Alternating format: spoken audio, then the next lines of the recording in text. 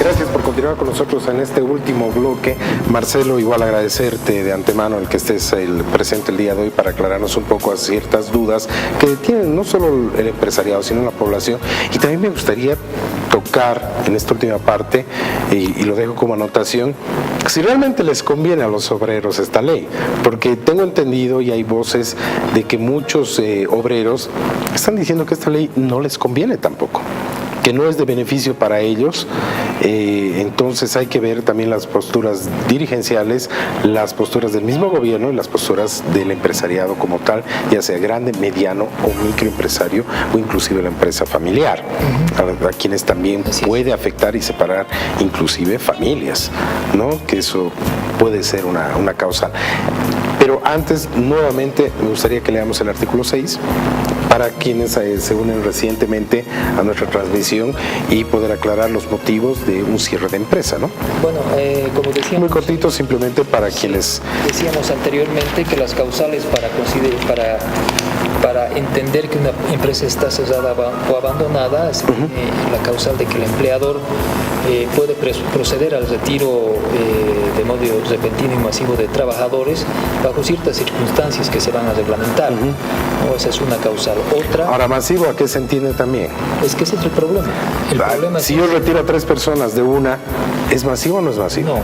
No, en este caso... Hay que ver, depende del tamaño, cuánto por ciento, ¿a qué nos está refiriendo? O sea, aquí la reglamentación tiene que dar todas las luces de objetividad para que se entiendan bien cuáles son las ¿un retiro masivo o no? De cada una de las causales, ¿no? Ok, ¿el siguiente inciso? Una segunda causal es la huida del país del empleador, entendida como la ausencia intempestiva y continuada por un tiempo de 60 días, dice la ley. ¿No? Entonces... O sea, si el empresario se fuera a hacer una maestría y olvidó dejar el poder a alguien, puede correr un riesgo. ¿O no? Probablemente no. O sea, el solo hecho de dejar el país, yo creo que va a dar mucho pie a la tergiversación o la objetivización de lo que debe entenderse por huir del país, porque ese concepto nunca debe hay muchos empresarios que se van inclusive un año, dejan a la gerencia general, por supuesto, pero se van para capacitarse, ¿no? O tienen inversiones en otros países. Hay empresas grandes que tienen gerentes que son extranjeros, ¿no? Entonces el hecho de que dejen el país para ir a visitar a su familia o al final a recibir órdenes de las casas matrices en el extranjero hace que se ausenten esa cantidad. Ahí hay que tener mucho cuidado, ¿no? Es que yo diría que por el momento lo que hay que esperar es el reglamento, pero por otro lado hay que también estarse preparando para lo peor, ¿no? Porque esta ley ha sido producto de bastante tiempo de negociaciones, de acuerdos, de una serie de prebendas que el gobierno ha ido desarrollando durante estos últimos 9 años, porque esto ya debería haber tenido, digamos, una ley de desarrollo hace mucho tiempo, pero ha tardado 9 años en materializarse. Incluso había un decreto supremo que ha mandado algunas señales de que esto iba a venir. Entonces, en el cuento de Pedro y el Lobo, ¿no? Entonces, tanto que decían las empresas sociales ya vienen, no aparecían, ya vienen, no aparecían hasta que aparecieron, y ahora estamos en emergencia porque lo peor está por venir, y ahí hay que ir preparándose para ser espectadores de un reglamento que desde mi punto de vista no va a ser objetivo. Esto responde a un interés estrictamente político, ¿no? Ok, vámonos al artículo 11, que lo habíamos dejado en pausa. En resumen, es muy diferente a los otros procedimientos. ¿Ya? En este caso, los abusos son mucho más claros, porque los trabajadores, ante una solicitud escrita, pueden ir ante un juez laboral y decirle de que se ha producido el cierre de la empresa por alguna de las causales que seguramente van a aparecer en el reglamento, y el juez puede entregar de manera inmediata una empresa a los trabajadores. ¿Ya? ¿Cómo es eso? Sin ningún proceso, sin nada. No. O sea, proceso legal hay, porque este procedimiento se desarrolla ante un juez laboral a sola demanda de los trabajadores, y el juez puede entregar de manera inmediata la empresa a los trabajadores, Y mientras tanto se va haciendo el juicio y todo eso, ¿o no? No es un juicio, es un procedimiento. Ya. Es un procedimiento especial. Entonces aquí Me cuesta entender esa parte, a ver, porque esta parte es muy álgida, ¿no? La que comenta. Exactamente. Aquí lo que ocurre, a diferencia de las quiebras, de los concursos preventivos, de las liquidaciones empresariales, otorga la facultad al juez en materia laboral de entregar inmediatamente una empresa, ¿no? Pero aquí la parte interesante es de que no se va a entregar de manera inmediata a los trabajadores para que ellos hagan la gestión empresarial, sino de que los trabajadores tienen que proponerle al juez una nómina de interventores. Y de esta nómina el juez ha de escoger al más apto para administrar la empresa en nombre de los trabajadores mientras se desarrolla el proceso de la constitución de la empresa social. Entonces, por eso digo de que este artículo 6 y el otro que procedimentaliza las causales de cierre y abandono empresarial es el más peligroso desde mi punto de vista. Entonces, el juez incluso está facultado para transferir directamente la empresa en favor de los trabajadores. Y así digo, o sea, puede entenderse que... Luego de una verificación y todo eso. No, en absoluto, esto es recto. Directo, ¿no? Entonces hay un procedimiento breve que establece un informe pericial que tienen que hacer los entendidos para ver si la empresa tiene realmente viabilidad. Por supuesto que la tiene. No estamos hablando de una empresa quebrada, ni una empresa concursada, ni una empresa liquidada. Estamos hablando de una empresa que se presume que está cerrada, se presume que estaba abandonada, pero con números verdes, ¿no? Entonces, este tema nos va a provocar mucho problema, y aquí los empresarios tienen que pronunciarse de una manera objetiva y bastante idónea a la hora de reglamentar esta ley, y ahí tienen que participar los líderes empresariales de manera directa para influir en el órgano ejecutivo, el Ministerio del Trabajo, para que la ley no introduzca conceptos absolutamente irracionales, conceptos que pueden procedimentalizar algún apetito político y restar cualquier subjetividad de esta ley. Finalmente, para ir cerrando, ¿por qué tiene que preocuparse la población? ¿Por qué tiene que preocuparse el empresariado? Lastimosamente, solo un 20% del empresariado es legal, ¿no? Legalmente establecido, aporta con impuestos, paga AFPs, paga todo. El 80%, y eso hay que reconocer, estamos en un país inmerso en la informalidad. Entonces, este escaso 20% que de alguna forma es parte importante del Producto Interno Bruto, porque si tú quitas el tema del petróleo, minerales, no te queda nada en Bolivia.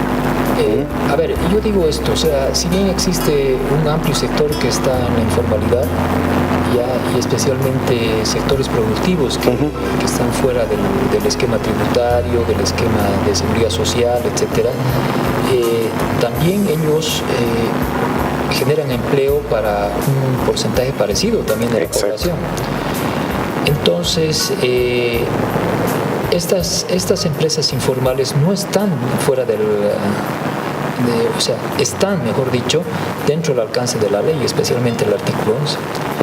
Entonces... y les va a caer doble porque aparte son informales. Exactamente. Y ahí lo que va a ocurrir es de que va a haber un asalto masivo a las empresas informales, porque ahí las cuentas, digamos, no están muy claras desde el punto de vista de los libros, pero sí los activos se ven.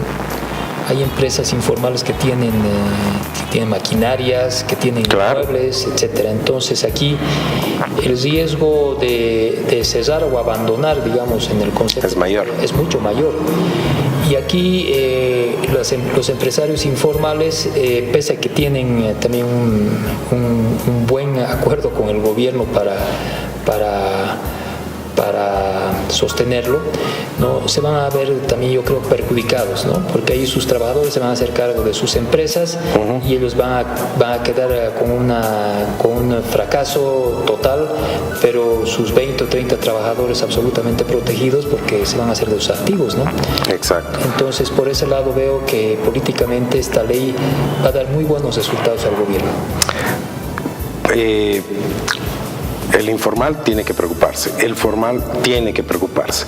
¿La población en qué le afecta? A ver, si esto se descontrola, tengan la seguridad de que vamos a terminar en una grave crisis económica, porque la libre iniciativa de los empresarios, ¿no? La propiedad privada va a estar en riesgo, muchos empresarios van a comenzar a cesar sus empresas voluntariamente y lo más rápido posible, van a dejar mucha gente fuera del circuito económico, y vamos a derivar nomás en esas experiencias exitosas que tiene el socialismo del siglo XXI, que ahora las estamos viendo de una manera absolutamente mortal, porque ese es el término que yo uso para calificar lo que está ocurriendo en Nicaragua, lo que está ocurriendo en Venezuela, lo que casi se materializa en la Argentina, porque la Argentina por más de 15 años ha estado en un gobierno socialista y su economía se ha maltratado, como ahora se están notando los Brasil de cierta forma también estaba un poco tiene inmerso en una crisis que ha afectado a toda Latinoamérica también, ¿no? Exactamente, pero tienen ellos los resortes como para modular sus situaciones críticas, ¿no?